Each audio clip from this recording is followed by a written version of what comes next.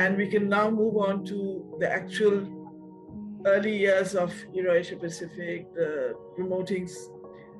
first of all, promoting awareness about CEDAW, because it was clear then that many groups actually had no knowledge about CEDAW. That many groups had never even heard about CEDAW.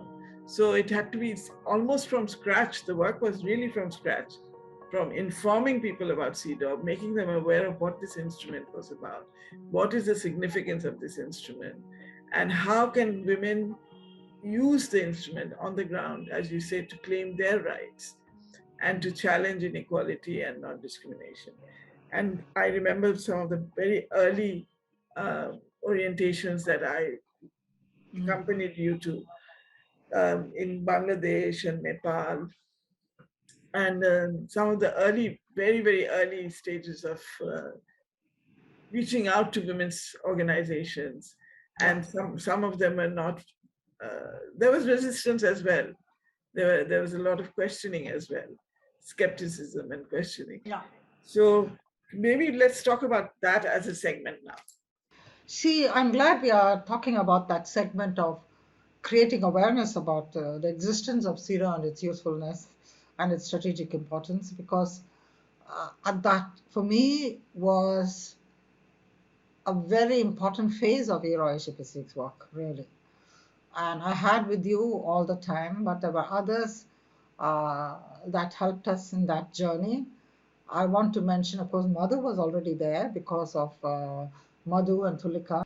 Ramya came in a lot because Ramya was my classmate at the University of Sussex, and she was back in with the women's organization, IWID, the Women in Development That's Program. right. That's right. And she helped a lot. Tulika was also at that time working, in Mahila Samakya. But she came into the workshops organized on CEDAW by the coordination unit. I met her at one of those CEDAW workshops, and she took it back to Lucknow and organized meetings there. But she was also very critical for that early development phase. What was critical was CEDAW had been, by 1980, it had come into force. And there were countries of the world that had ratified.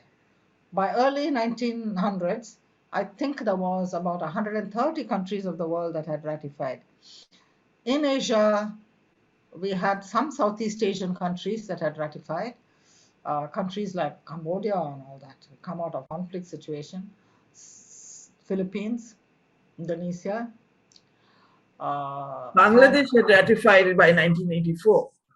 Yeah, and also Sri Lanka by 1980s, they had ratified. But the women's groups in all of these countries were totally unaware of the existence of CEDAW or that their government had ratified it or of its usefulness. So there was nobody to hold their own government accountable because nobody knew about it. So when we went in and started talking about CEDAW, I want to mention the several challenges we had, and you will be aware of those challenges of that. I can divide them into certain sections of challenges. One was a skepticism about an international instrument, because they said we have our own realities on the ground here. Even the question of international standards was alien to them. And they said, what can an international... so people would argue back with us when we talked about CEDAW, and you will remember all of this, because they said, what can an international instrument do for ground level realities in our country? Hey, a woman has been raped in my village last week. What can your CEDAW do for that woman? And one of the things we had to really clarify is that CEDAW is not like a domestic piece of legislation that you can apply and give her remedy and penalize the rapist. It can't. What CEDAW can do is to bring about systemic change in your country so that the laws will work, enforcement of the laws will take place, and that the law, substance of the law will protect her. And that the law in and of itself in your countries may not even be adequate. So if your country has ratified CEDAW, you can use CEDAW to ensure that the substance of the law is really based on the principle of human rights for this woman. And you can ensure that culture, religion, tradition will not subvert the usefulness of the law, and that the enforcement of the law will be on the basis of equality for women. CEDAW can bring that kind of framework and systems change in your country so that the law will work. And that was when we began to also think about that framework of substance, structure, and culture of the law. Yeah, and that's use of CEDAW can bring all of that. So we had to convince them uh, about that, but it won't give you instant rights. That is something we had to change their mindset where that is concerned. The other one was they said, oh, women were engaged in a tremendous amount of activism. So because this was just moving towards 1993, there was a preparation for Beijing. So they were making their activism was very widespread, very serious, very intense, uh, and very mobilizing of the women from all over. All that was there. And therefore they said, suddenly you want us to get involved with the CEDAW. Will it detract us from our current agenda? This is our agenda. I'm working on reproductive rights, for example. That's my agenda. Will beginning to work on CEDAW detract us from that?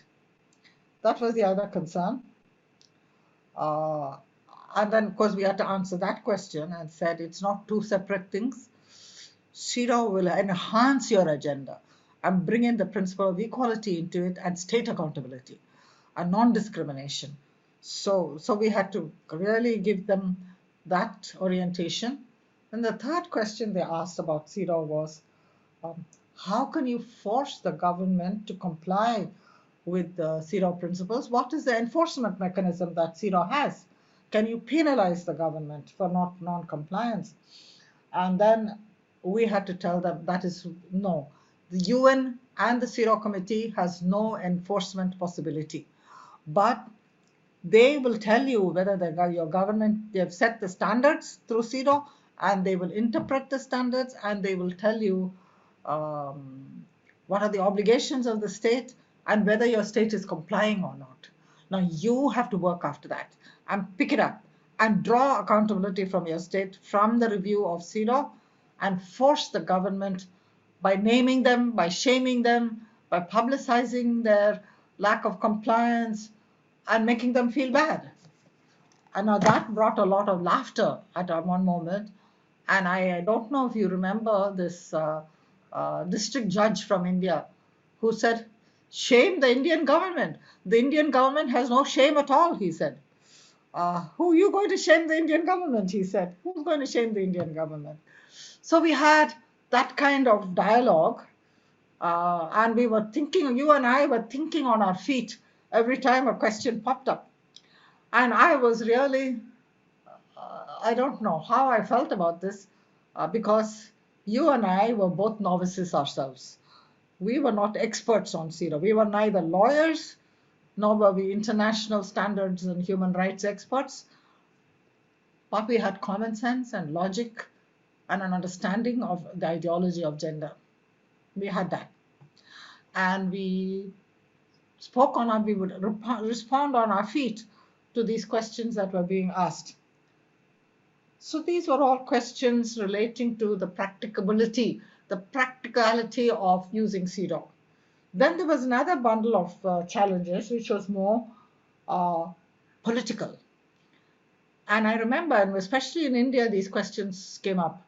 And that was, why should women and Indian women trust an international body like the CEDAW Committee? Because this is a treaty that is ratified by several countries, 130 odd countries at that time. And we are also saying that it is governments are a party to this treaty and they are answerable to other governments. It's a collective agreement. All governments have agreed, so your governments are agreeable to other governments but if you don't comply. We had said that. So the women have said, what if very powerful governments pressurize our poor countries and ask for compliance of this or that which we are not able to do? Will they pressurize us and use aid or trade matters to put this and put conditionalities on us? Will powerful governments do that? So we said there won't be a state-to-state pressure like that. And women's rights so far at that time, may be different now, was not important to the world international community. So they were not demanding that women's rights were implemented, achieved, so far. So far somebody had used CEDAW for that kind of political pressure.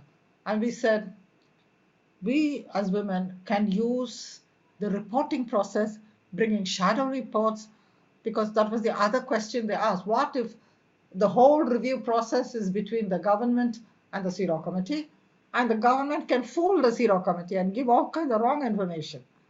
So we said, no, if you participate in the review process, bring in shadow reports and bring facts-based shadow reports to the CEDAW committee, you can counteract whatever falsehood to the CEDAW committee. The other question that was also raised at this point was, are we, by enhancing this review process, giving more power to the state?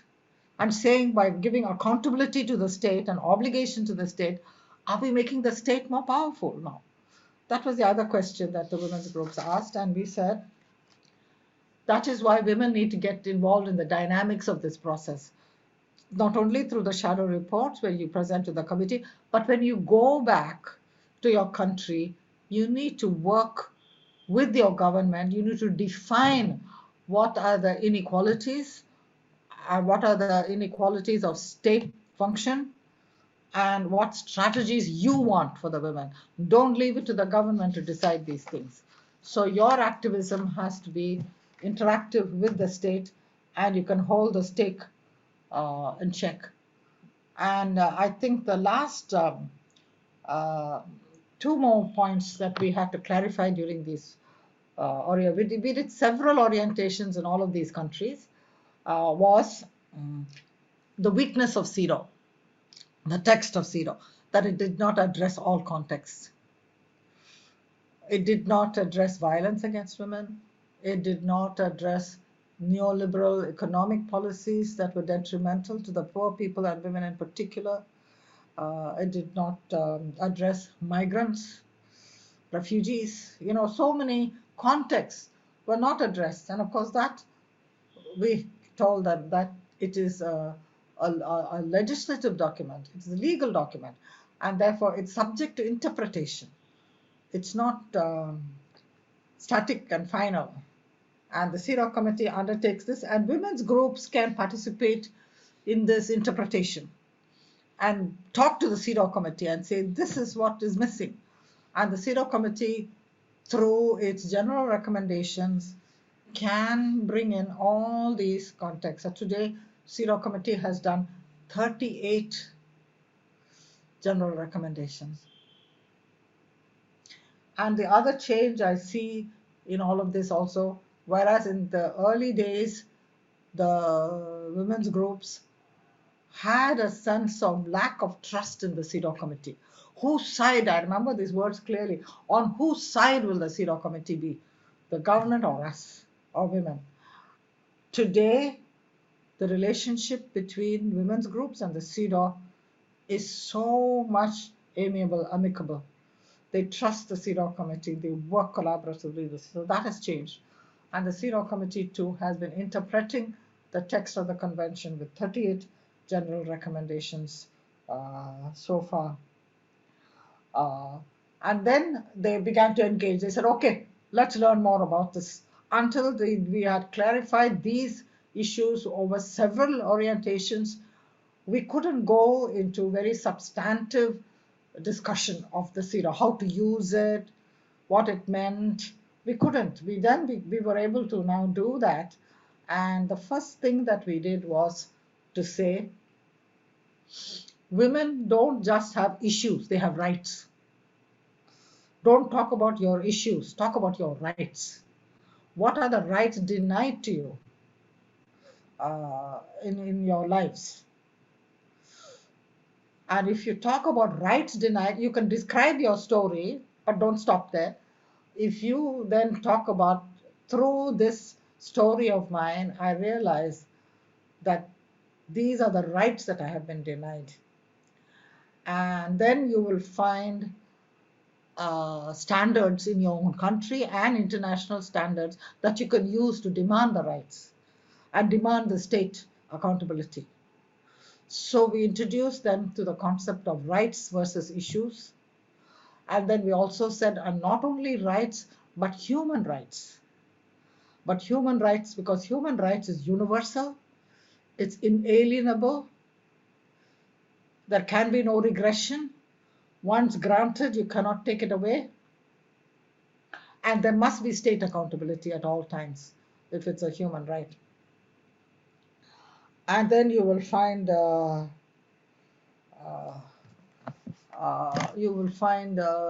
many standards by which you can claim your human rights. By even talking about rights, you're already talking about entitlements and you're talking about claimability. You can claim your rights. And with human rights, it is inalienable. You cannot isolate certain sectors of the population and say they cannot have rights, because what they are doing, in my opinion, is against our religion. So you cannot, if it's a human right, you cannot do that. All human beings have inalienable human rights. And that was another lesson that we had to promote. And then came this question at this moment that human rights, if you talk about human rights and CEDAW, isn't it a Western import? It comes from the West. Yeah, I remember that. So we had to answer that as well and say that CEDAW, when it was drafted, it had a multi-country representative who drafted it. We had members from Asia, Egypt, Philippines, India, who are on the drafting committee. And we had many poor countries on that. So it cannot be a Western import. And the non-aligned movement was very strong at that time. And therefore, developing countries were playing a big role in the UN at that time because of the non-aligned movement. And we had to bring all that history in, and therefore it could not. And then 1993, with the Vienna Conference on Human Rights, one of the discussions that was publicized was very useful because for this discussion, because the Vienna Conference was in 1993, and we were doing these orientations also in 1993, 94, 95. And I remember clearly one of the discussions at the Vienna Conference when somebody debunked this theory of human rights is Western. And this person said, human rights is no more Western than Christianity is Oriental. Christianity could have originated in the Middle East. You know, it was Jesus was from the Middle East. But it is not a Middle Eastern religion. It became universal. So human rights could have originated anywhere. But once it is acknowledged, it is understood, then it becomes universal. and nobody can discuss it or debate it and say this comes from this region or that region anymore. It is a universal concept after it has been accepted. So these are the kinds of arguments. And finally, what those orientations did for us was we became, we established links with women's groups through that. In Nepal, it was very strong. We had some links also in Bangladesh through Mahila Parishad, Maripoko, India definitely, Sri Lanka. We established these links. And what happened, especially if you ask me about India and Nepal, I am not saying this didn't happen in the other countries, but I didn't get information about it, but I had much more information about Nepal and India, that the women's groups who attended our orientations took it back and conducted similar orientations with a lot of other women's groups that didn't participate in our orientations. So there was uh, constituency building in that way. There was a ripple effect. I remember Pramada Rana from from Nepal saying that, and she was one of the first people that helped us organize the CEDAW orientation through her organization, which was Sati at that time. Uh, that after the orientations, she and her organizations went off and did about workshops in 15 districts of Nepal. So a constituency was being built, knowing and having the knowledge of CEDAW. And for me, this was very satisfying because this is what Avon wanted. She said women all over must have knowledge of CEDAW and must know how to utilize it to legitimize their rights. And they were doing that. Nepal at that time had no law on violence against women, and they were began to use CEDAW to demand, although it took some time for that law to come in, but they were using it. So that happened. And the final outcome of these orientations was we created very clear conceptual understanding, not only of the need for international standards, the need to look at our rights as human rights and rights, but also to understand, have clarity on the principle of equality. What does equality mean? Because I remember in one of the orientations when we started talking about CEDAW and its principles of equality and non-discrimination, because we had moved into that sphere, one of the women saying, for years, we have been demanding equality in our country. So, what is the CEDAW equality that is going to be different? And we introduced the concept of substantive equality, which is not just formal equality, equality of opportunity alone, equality in the law alone, but substantive equality, that barriers to the fulfillment of equality will have to be removed. There will have to be redistributive justice for women, and they have to overcome the disadvantage of historical discrimination, and that you have to then exercise the practical realization of the principle of equality. So this clarification of what is equality we started the process then during those orientations, and that was very, very revealing, and it was very useful, and the women really began to latch on. They said, yes, we need to use this instrument more, and they began to demand more in-depth understanding of how to use CEDAW and to understand the equality principle in various contexts, how to apply it. And that was how the next phase of IWRAW-Asia Pacific's work started, which was the skilling, the skills development, the producing of training, and so on. It would, I mean, we don't have to talk about it in the interview, but we have to look at chapter 3, in which we look at all the 3 world conferences. And it came at a very opportune moment when this thirst for skills in the application of CEDAW and human rights came about. And those conferences helped us uh, clarify the human rights principles a lot more. uh, at that time. Before we move into the third question, I want to, um, I think it's also important for younger generation of feminists who will be listening to these interviews to also understand what went into it, the amount of labor that went into it, the long, long hours of hard work. And I Of think, preparation, yes, of yes, preparation. and as Shanti said, that often we were just, we had to think on our feet. Yes, we were thinking on our feet, and at the most, we were maybe one step ahead of the women. That's about it. But what I want to acknowledge is that all the women who participated in our orientations, while they were skeptical and were challenging us on a lot of what we were saying, were engaging very intensely with what we were saying, and they were raising questions. Their thought processes were very active, and they were raising questions which forced us to think. And as Madhu says, we were creating an understanding of the concepts in a very organic manner because they would give examples. Now, this is happening in my place. How would CEDAW address that?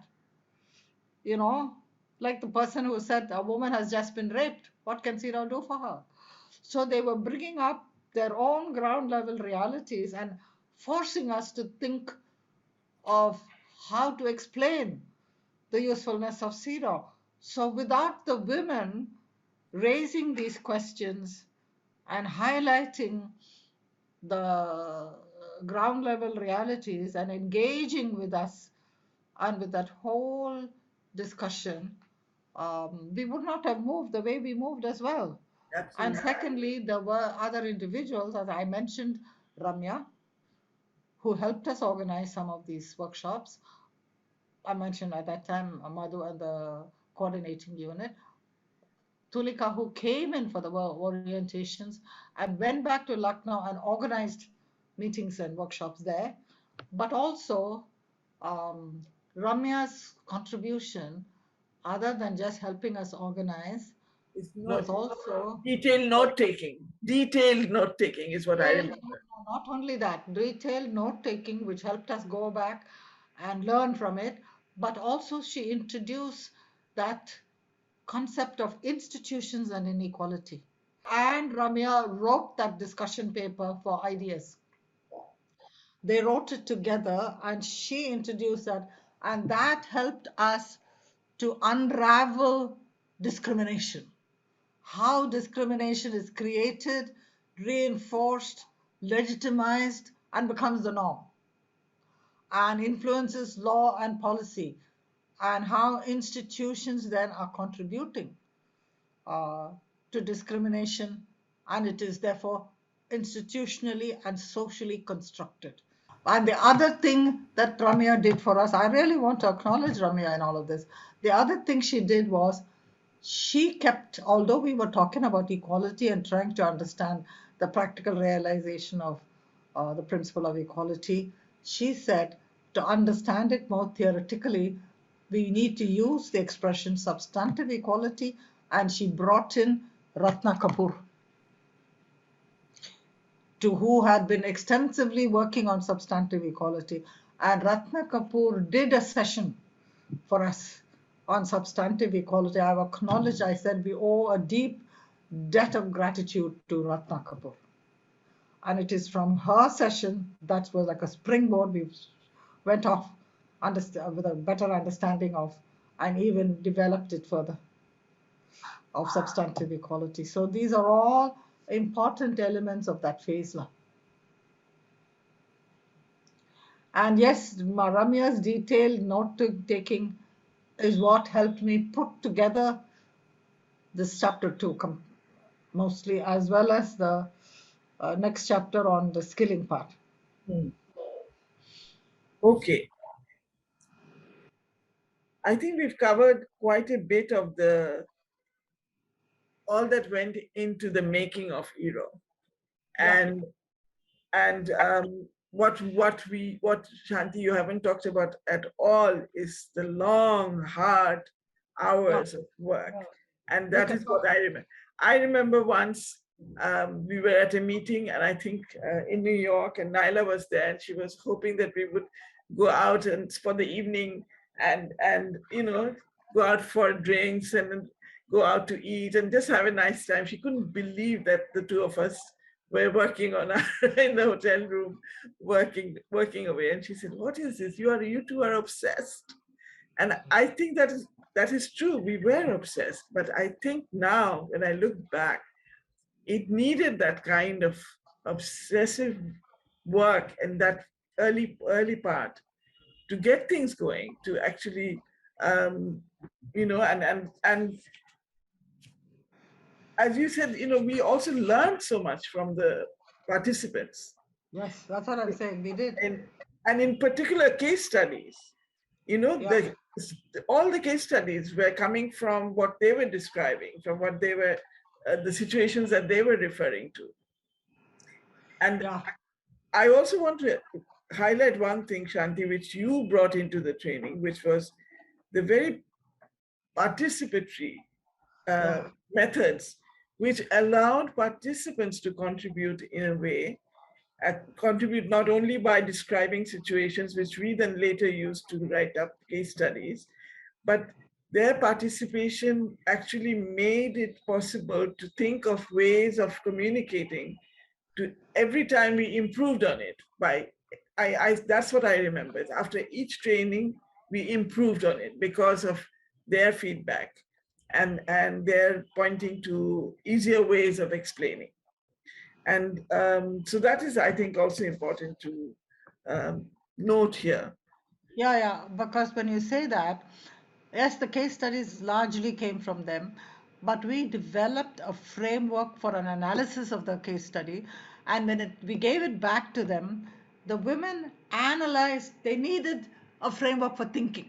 Mm, uh, and so when we gave them that framework for thinking and applying it on the case study, they came up with answers that revealed a lot to us that we learned from. So there were moments when I think I even mentioned in the history that there was a mutual learning that was taking place. We were not just teaching the women, there was a mutual learning that took place because of this, of their analysis and their way of understanding a context mm, and the lack of equality in that context and what rights were being denied. They were able to come back when we asked them, tell us what rights were denied here, and they came up with very good answers for what the rights were being denied, although they had not thought of it that way earlier. So you see an acknowledgement also to Avon and IWRAW Minnesota's annual CEDAW meetings to which we were all invited. So that is why I was able to sit with you at the New York meetings and plan the IWRAW-Asia Pacific work. mm. And we met up also with Andrew and Savitri at those meetings. That's right. And therefore they gave input. And so when people tell me, I was the only staff member for the first few years up to almost 1996, 97. So for 3, 4 years, there was no other staff member. When they said, was this a one-woman show? And I said, no, it wasn't. First of all, I had not only you, but I had Andrew, I had Savitri, I had Ramya, I had Madhu was around at that time. And Eleanor. Eleanor came after all of you. Eleanor came maybe 94, like that. And I said, we had all the participants because they were teaching us also how this impacted on their lives, their ground level realities on their lives. So we were learning from them, and they would then tell us what we should teach about next, what we should develop an understanding of next. Now you have to move into this phase and that phase. They would tell us, and it helped us to move our program to a different phase. It was from the women. So I said I would never call this a one woman show because we learned from all the women and they guided us as well. So all of these are other things that you don't necessarily visibly see and understand. And we don't make it, we don't visualize this, but it was there.